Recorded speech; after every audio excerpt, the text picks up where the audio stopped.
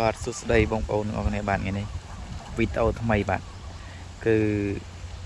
សកម្មភាពខ្ញុំថត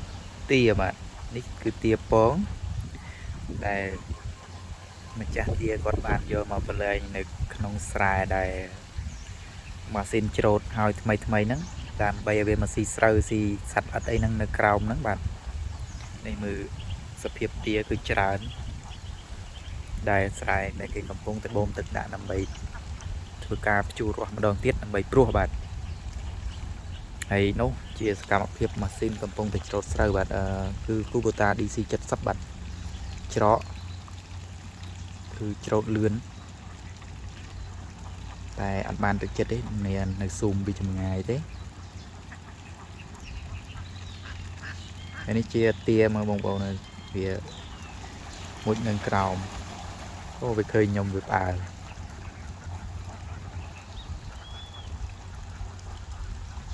គឺទានេះគឺនៅតែមួយកន្លែងនៅដុំគ្នាតែម្ដងវាទៅញាក់ឃើញមនុស្សឃើញអីមិនបានទេគឺរត់ចេញហ្នឹង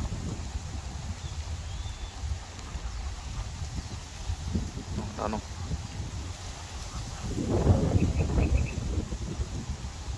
ចំណែកម៉ាស៊ីនច្រូតគឺច្រូតលឿន